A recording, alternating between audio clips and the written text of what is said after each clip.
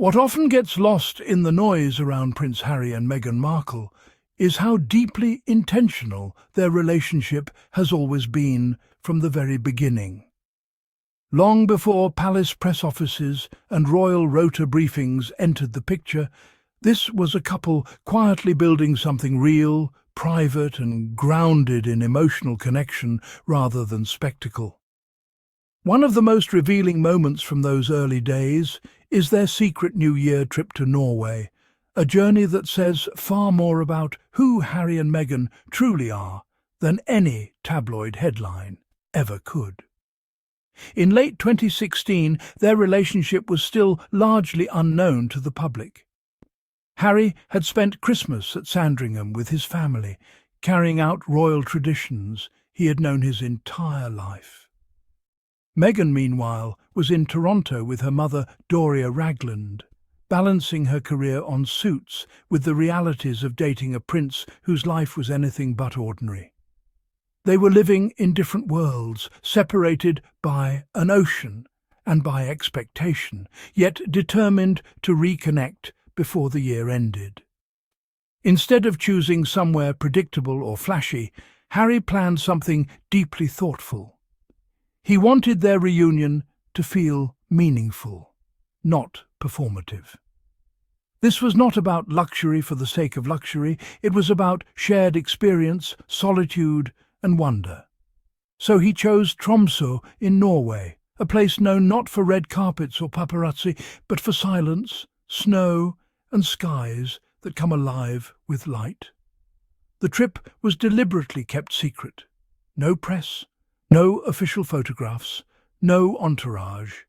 Just two people stepping into a landscape that demanded presence and stillness. According to those familiar with the trip, Harry wanted Meghan to feel completely removed from the noise that already surrounded him.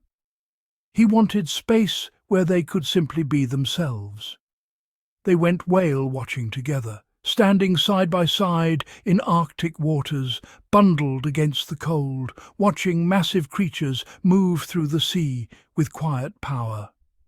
They walked through snow-covered landscapes as the sun dipped low on the horizon, casting soft light across the white terrain.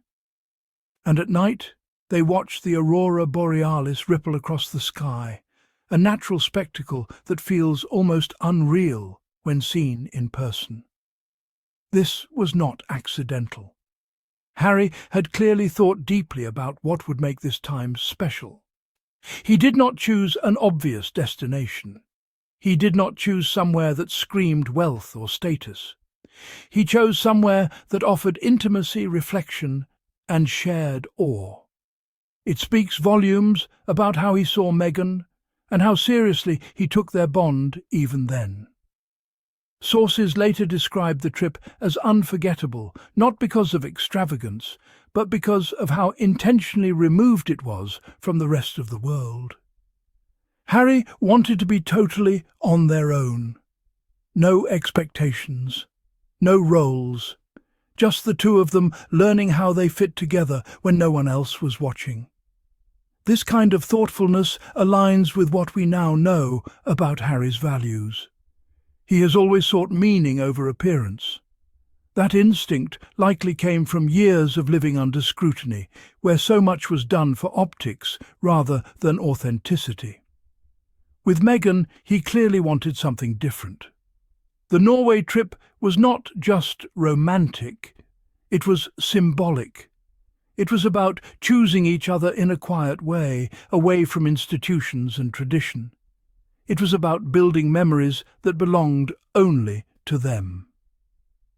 According to the book Finding Freedom, Harry personally arranged the trip by calling his friend Inge Solheim, a Norwegian adventure guide he had befriended years earlier during a Walking with the Wounded charity trek.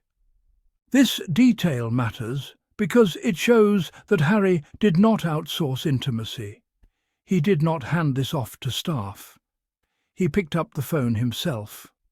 Inge had helped Harry before, arranging a highly discreet ski trip years earlier. There was already trust there. Harry knew that privacy would be respected, and that the experience would be authentic rather than curated for show. That same sense of trust and grounding likely made the trip feel safe for Meghan, who was still adjusting to the reality of being linked to one of the most famous families in the world. Imagine stepping into that relationship and then being taken somewhere so quiet, so vast, that the only thing demanding attention is the sky above you. It is easy to see how that would deepen a connection. When they returned to London, life moved quickly. Meghan met Catherine for the first time shortly after, following her birthday in early January. This meeting has often been framed in dramatic ways by commentators, but in reality it was simply another step in Meghan entering Harry's world. What matters is that Harry had already shown Meghan that his priority was not pleasing the institution first. His priority was protecting their relationship. That pattern continued. 10 months later, Harry proposed. Not with a spectacle, not with a public display, but privately. The proposal itself reflected the same values as that Norway trip. Thoughtful, personal, grounded. The following Christmas, Meghan joined Harry at Sandringham. This was a significant moment because it broke royal tradition. Unmarried partners did not typically attend, but once again, Harry made it clear that Meghan was not temporary. She was family. That decision mattered. It showed that Meghan was being welcomed, not conditionally, not cautiously, but fully. Despite later narratives that attempt to rewrite history, Harry himself said publicly that Meghan had a fantastic time. He described his family as loving having her there. Those were his words, spoken freely without pressure. It is important to remember that at this stage there was genuine warmth. Meghan approached the family with openness and respect. She had already shown that she was willing to adapt, to learn, to participate.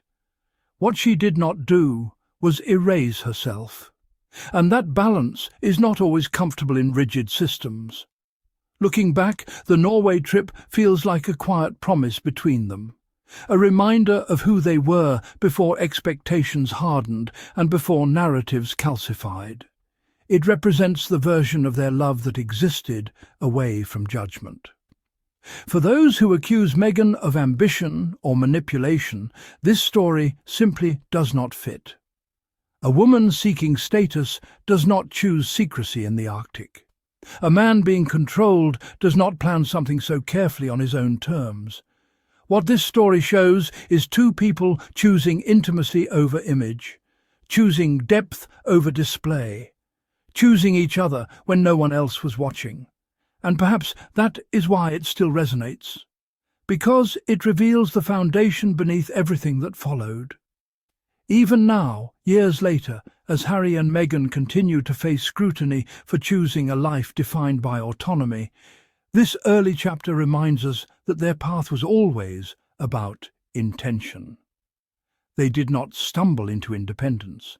They moved toward it deliberately, step by step, starting with moments like this. A new year under the Northern Lights. No audience, no performance, just connection. That is the love story that rarely gets told, and it is the one that explains everything that came after.